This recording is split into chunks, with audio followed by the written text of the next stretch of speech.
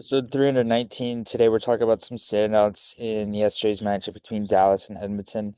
And game two, Edmonton ended up fighting their way back.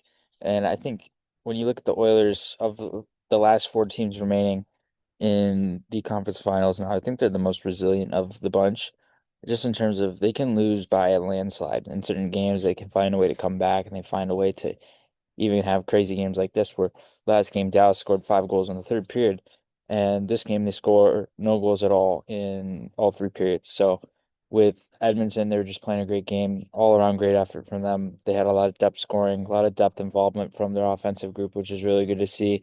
And as you get deeper in the playoffs, they need those depth guys to be able to be depth guys and be able to provide some offense and chip in a little bit here and there, like Brett Kulak and Connor Brown and Ryan Nugent-Hopkins got the first goal of the game. He's not really a depth player, but when you look at the Oilers and their depth scoring, I think it's one of their biggest attributes and biggest assets when they have it going and when it's going strong.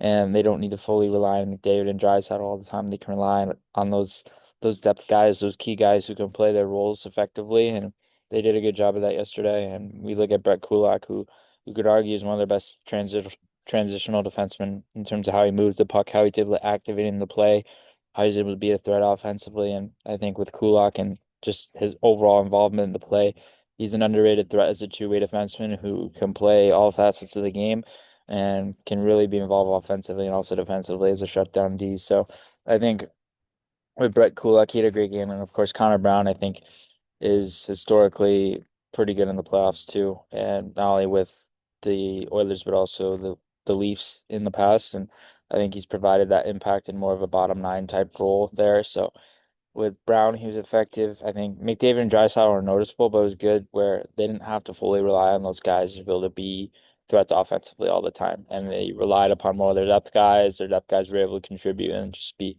active all around the play, which is really good for them. And they did a great job with that. And outside of that, I think the Oilers are just playing really effective hockey, not only transition, but also in the O zone, being able to have numbers up ice, being able to have numbers in the offensive zone, being able to have close support and frequent close support.